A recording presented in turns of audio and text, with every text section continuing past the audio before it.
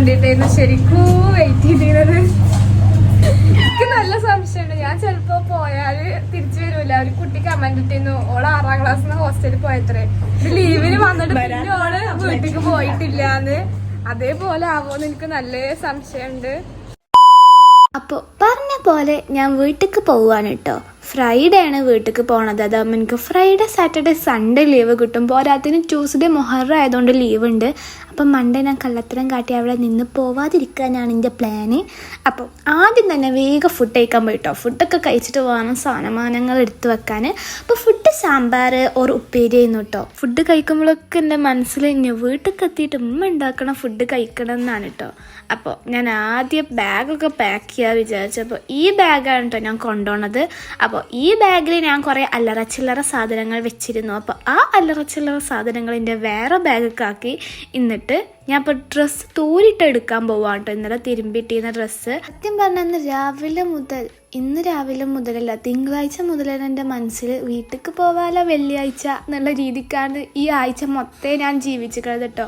Daily ഞാൻ പറയും 3 days to go 2 days to go എന്ന്. അപ്പം ഇനി വീട്ടിലേക്ക് കുറച്ച് ഡ്രസ്സ് കൊണ്ടുപോവാണ്ട്. എൻ്റെ പാൻറ് ഷേപ്പ് ചെയ്യാനുണ്ട് കേട്ടോ. ഞാൻ കോളേജിൽ കിട്ടുന്ന പാൻറ് അത് ഭയങ്കര ലൂസാണ്. ലൂസിൽ പുറമേ അത് ഭയങ്കര നീളമാണ്. അപ്പം അതൊന്ന് കട്ട് ചെയ്ത് ശരിയാക്കാറുണ്ട്. പിന്നെ പുതപ്പ് ബെഡ്ഷീറ്റൊക്കെ കൊണ്ടുപോകുന്നുണ്ട് അവിടെ അലക്കിടാൻ വേണ്ടിങ്ങാണ്ട്. ഇവിടെ അലക്കിടൽ ഭയങ്കര ബുദ്ധിമുട്ടുള്ള കാര്യമാണ് കേട്ടോ. അങ്ങനെ ബാഗിൽ സാധനങ്ങൾ വെച്ചപ്പോഴാണ് ഞാൻ റിയലൈസ് ചെയ്തത് ബാഗ് ശരിക്കും ഒരു പ്രഗ്നൻറ്റ് ലേഡി ലുക്ക് വന്നിക്കണു. എന്നിട്ട് ഇതിന്ന് ഞാൻ കുറച്ച് സാധനം മാറ്റി വെച്ചിട്ടോ. ബെഡ്ഷീറ്റ് കൊണ്ടുപോകുന്നുണ്ട്, പുതപ്പ് കൊണ്ടുപോകണ്ടെന്ന് വെച്ചു. അതുപോലെ 2 ഡ്രസ്സ് ഞാൻ അതൊന്ന് മാറ്റി വെച്ചു, അല്ലെങ്കിൽ ഞാൻ ആ ബാഗ് തൂക്കി എവിടെയെങ്കിലും വീയും. അങ്ങനെ ഡ്രസ്സൊക്കെ മാറ്റിയിട്ടോ. ഞാൻ മേക്കപ്പ് ഒന്നും ഇട്ടിട്ടില്ല, ലിപ്സ്റ്റിക് ഇട്ടുകൊള്ളൂ കേട്ടോ. പിന്നെ എന്താ പറയുക, ഡ്രസ്സും തന്നെ ഏറ്റവും കംഫർട്ടബിൾ ഉള്ള ഡ്രസ്സാണ് ഇട്ടിക്കണത്. ഞാൻ ഇങ്ങനെ വീട്ടിലേക്ക് വെച്ചാൽ KSRTC ബസ്സിലാണ് കേട്ടോ. ഞാൻ സത്യം പറഞ്ഞാൽ ഫസ്റ്റ് ടൈമാണ് KSRTC ബസ്സിന് പോണത്. പോരാത്തതിന് ഒറ്റക്ക് ബസ്സിന് പോണത് ഫസ്റ്റ് ടൈമാണ്. ഞാൻ സ്കൂൾക്ക് ബസ്സിന് പോയിരുന്നു കേട്ടോ. 10th ട്യൂഷന് വിട്ട് പോകുമ്പോഴും പിന്നെ +2 +1 സ്കൂള് വിട്ട് പോരുമ്പോഴും. അപ്പോൾ എൻ്റെ ഫ്രണ്ട്സ് കൂടെ ഉണ്ടായിരുന്നു. സത്യം പറഞ്ഞാൽ ഫ്രണ്ട്സ് ഇല്ലെങ്കിൽ എനിക്ക് വീട്ടിൽ പോകാനുള്ള ബസ് ഏതാണെന്നും കൂടി ഞാൻ നോക്കിയിട്ടുണ്ടായിരുന്നില്ല, പഠിക്കാൻ ട്രൈ ചെയ്തിട്ടുണ്ടായിരുന്നില്ല കേട്ടോ. ഓരുള്ളതിൽ ഞാൻ പിന്നെ അങ്ങനെ നടക്കും. അങ്ങനെ KSRTC സ്റ്റാൻഡ് ഇവിടുത്തെ സ്റ്റാൻഡുണ്ട്. അപ്പോൾ ശരിക്കും ഒരു ട്രെയിനിൻ്റെ സ്റ്റേഷനിലൊക്കെ ഉണ്ടായിരുന്നു കേട്ടോ. എനിക്ക് ഭയങ്കര അതിശയായിരുന്നു ഒക്കെ കണ്ടിട്ട്. അങ്ങനെ ബസ്സിൽ കയറിയപ്പോൾ ഒരു സമാധാനം. കാരണം എൻ്റെ കൂടെ ഇരുന്നത് ISS തന്നെ പഠിച്ചിരുന്നൊരു കുട്ടിയാണ് കേട്ടോ. എൻ്റെ കൂടെ അല്ല, ഞാൻ അവിടെ നിന്ന് ഇറങ്ങിയിട്ട് +1 +2 പഠിച്ച കുട്ടിയായിരുന്നു. പിന്നെ ആ കുട്ടി ഇറങ്ങിയപ്പോൾ വേറൊരു പെരിന്തൽമണ്ണക്കുള്ളൊരു കുട്ടീനെയും കിട്ടി. അങ്ങനെ പിന്നെ മഴ നല്ലോണം ഉണ്ടായിരുന്നു കേട്ടോ. മഴ ഉണ്ടാകുമ്പോൾ തന്നെ KSRTC ബസ്സിൻ്റെ കാര്യം അറിയാമല്ലോ, വെള്ളമൊക്കെ മേത്തങ്ങനെ ചാടി നല്ല നൈസ് യാത്ര ചെയ്യുന്നു.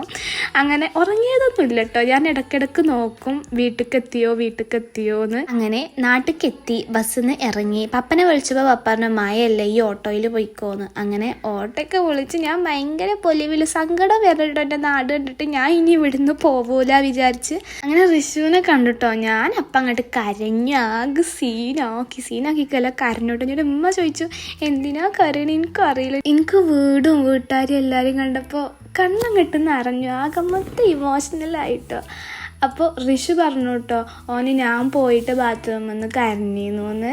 അതുപോലെ അമ്മ ഫുഡൊക്കെ ഉണ്ടാക്കുന്നു കേട്ടോ. കപ്പ ഇറച്ചി, പിന്നെ അതുപോലെ തന്നെ പഴം വെച്ചിട്ടുള്ള എന്തോ സ്നാക്ക്, പിന്നെ കാപ്പി കോഫി ഒക്കെ ഉണ്ടാക്കിയിട്ടുണ്ടായിരുന്നു. അങ്ങനെ എൻ്റെ റൂമൊക്കെ ചെന്നപ്പോൾ ബെഡ്ഷീറ്റൊക്കെ വേറെ ബെഡ്ഷീറ്റ് ചെയ്യുന്നു കേട്ടോ. എനിക്ക് എൻ്റെ പഴയ ബെഡ്ഷീറ്റ് മിസ് ചെയ്യാനുണ്ട്. പിന്നെ എൻ്റെ സ്വീറ്റൊക്കെ കിട്ടി എനിക്ക്. അതിൻ്റെ ഇടയിൽ ഞാൻ പഠിക്കുകയാണ് കേട്ടോ.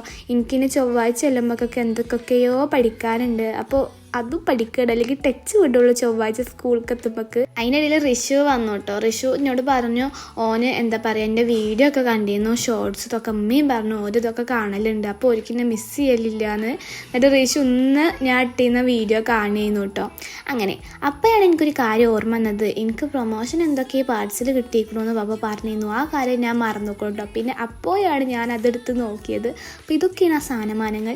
പിന്നെയാണ് കേട്ടോ പപ്പ വരുന്നത്. പപ്പ ഭയങ്കര എക്സൈറ്റ്മെൻറ്റ് എക്സൈറ്റ്മെൻറ്റിലാണ്. സംഭവം എന്താ വെച്ചാൽ പപ്പ നാളെ മൂന്നാർ ടൂർ പോവാണ് കേട്ടോ, പപ്പൻ്റെ ഫ്രണ്ട്സിൻ്റെ കൂടെ ബാച്ചിലർ ട്രിപ്പ്. പപ്പ എന്നിട്ട് ഹെയറൊക്കെ കളർ ചെയ്തിട്ടാണ് കേട്ടോ വന്നിരിക്കണത്. ഇങ്ങനെ കണ്ണാടിയൊക്കെ നോക്കി കുറച്ച് ഷോ ഒക്കെ കാട്ടുന്നുണ്ട്. അങ്ങനെ ഞാൻ പിന്നെ അള്ളപ്പാപ്പ ഉറങ്ങാൻ പോവാണ് കേട്ടോ. എനിക്കെൻ്റെ ബെഡ് കിട്ടിയിട്ട് പൊലിവിലാണ് ഞാൻ വേറെ.